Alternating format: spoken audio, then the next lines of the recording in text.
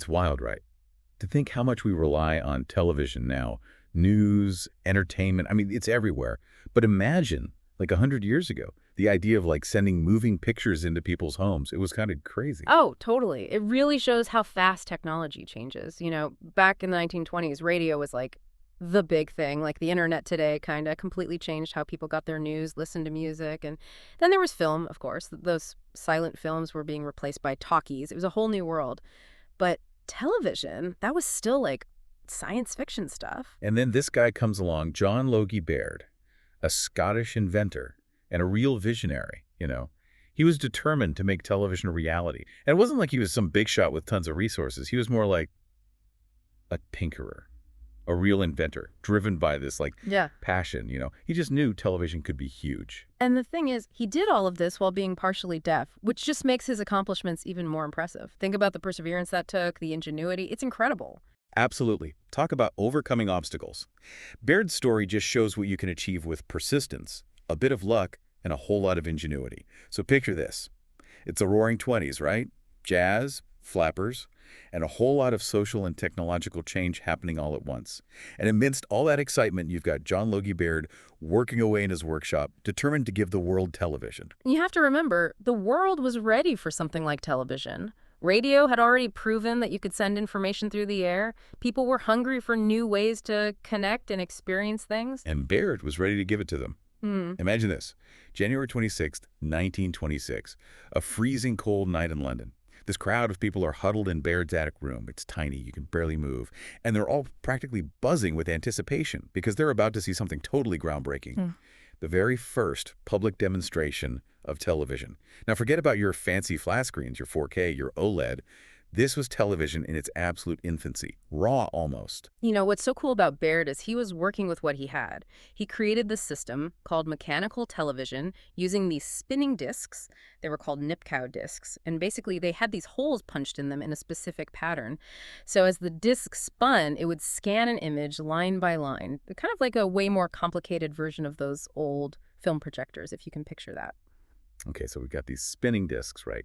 Lights flickering, wires everywhere. Honestly, it probably looked a little cobbled together compared to our sleek modern tech. But then, after weeks of work, the big moment arrived. The image flickered onto the screen. A ventriloquist's dummy.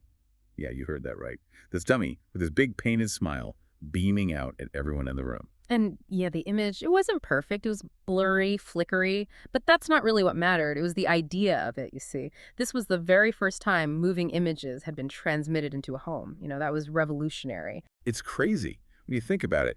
That little blurry image was the start of something massive. But, I mean, I bet not everyone was immediately on board. I'm sure some people thought it was just a gimmick. Oh, yeah, for sure. Just like with any new invention, there were skeptics. Some people were blown away, their minds were racing with the possibilities. But others, they just saw those blurry images, the flickering, and thought it would never catch on. Like how some people thought the internet was just a fad, right? Exactly. It takes time for people to really get what a new technology can do. But Baird, he never gave up. He knew he was onto something big. He'd opened a door to a whole new world. He'd invented a new way to communicate, to connect. But inventing something like television, I mean, that couldn't have been easy, right? I mean, I bet once that first demonstration happened, everyone was trying to get in on the action. Oh, absolutely. It was like the Wild West of invention back then. Super competitive. Everyone wanted to be the one to bring television to the masses. So it wasn't just Baird working on this then. Oh, no, not at all. There were inventors all over the world, each with their own ideas, their own approaches. It was a real race to the finish line. And I bet that created some interesting dynamics, to say the least. Yeah. Rivalries, maybe? Oh, for sure. And one of the biggest rivalries was between Baird, with his mechanical system, and an American inventor named Philo Farnsworth. Farnsworth. Yeah, I've heard that name. He was a big deal in the world of television, right? Absolutely. See, Farnsworth, he was all about electronic television, a completely different approach from Baird's spinning discs. So, like, two completely different ways to achieve the same goal. Exactly. Baird's mechanical system, it relied on those spinning Nipkow discs to scan the images. But Farnsworth, he was using a cathode ray tube, or CRT, to transmit the images electronically. CRT. That rings a bell. Weren't those big, bulky tubes in the back of the old school TVs? The very same. And those CRTs, they were a game changer. They allowed for much better picture quality, no more flickering, and they had the potential for bigger screens. So it was kind of like comparing, I don't know, a typewriter to a computer, Right. right? Both can get the job done, but one is just inherently more advanced. That's a great analogy. And yeah, while Baird was making incredible progress with his mechanical system, electronic television, with Farnsworth leading the charge, well, it just had more potential in the long run. So even though Baird was the first one to publicly demonstrate television, it sounds like his invention, his way of doing things, was going to be overtaken. That's often how it goes with technology, though, right? There's this constant evolution, this drive to innovate and improve.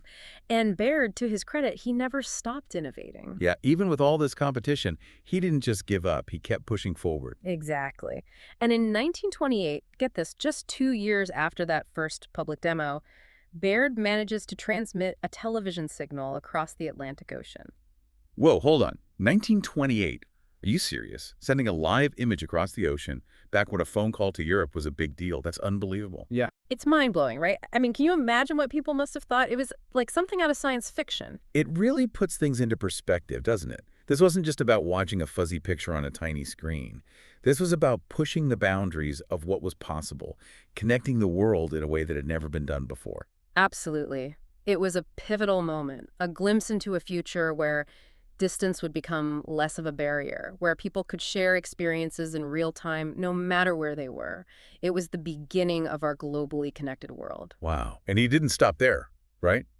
Didn't he also start experimenting with color television? He did. As early as 1928, he was already tinkering with ways to bring color to the small screen. 1928. I mean, color TV didn't become mainstream for decades after that. I know, right? It just goes to show how far ahead of his time he was, always pushing the limits, exploring new possibilities. Now, his early color system, it was pretty basic compared to what we have today, but it just highlights his incredible vision, his drive to constantly innovate.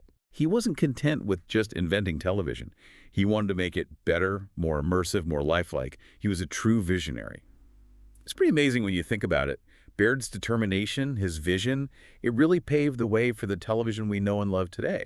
I mean, his specific tech might not have lasted, but the core idea, having moving pictures, sound, stories, beamed right into our homes, that took off like a rocket. It makes you wonder, what would Baird have thought of all this? Streaming services, hundreds of channels, on-demand, everything. Did he ever picture something like that back when he was tinkering away with those flickering images, those spinning discs? Right. I mean, so much of what we take for granted now, it all started with those early experiments, those grainy pictures of a ventriloquist's dummy. It's hard to wrap your head around. And that's the thing about these big inventions, isn't it? They have this ripple effect. One idea sparks a million others, and suddenly the world is different. It makes you wonder how we'd experience things now if Baird hadn't come along with his crazy idea for a television. Would we still get our news the same way? Would entertainment be different? It's wild to think about. It really is. Baird wasn't just building a device. He was opening up a whole new way to communicate, to experience the world. And sure, electronic television might win out in the end, but his impact, that's undeniable. Absolutely. His story is a great reminder that progress isn't always a straight line. You've got competition, setbacks, even rivalries. And yeah, those rivalries can be intense, but sometimes they push everyone forward. It all adds to the mix. It's about pushing those boundaries, isn't it? About having that drive, that belief that you can change things. We owe a lot to people like Baird, those pioneers who dared to dream big, even when their first attempts seem, well, a little rough around the edges compared to what we have now. Totally. And you know, that's a good lesson to keep in mind, even now. We're on the edge of so many new technologies. Artificial intelligence, virtual reality, who knows what's next? But the important thing is to remember those lessons from the past. To keep that spirit of innovation alive, to believe in the power of ideas. Because who knows what we'll create next? What will the world look like in 100 years? Right. I bet in 100 years, people will look back at our time, at our technology, and feel that same sense of awe and wonder that we feel when we look back at Baird and the birth of television. It's humbling, in a way. It really is. Next time you're watching a movie or catching the news, take a second to think about all the steps it took to get there. From a blurry dummy on a tiny screen to a world connected by moving images, it's pretty incredible when you think about it. Well, that's all the time we have for today's deep dive. But keep those questions coming, keep exploring, and you never know what you might discover. Until next time.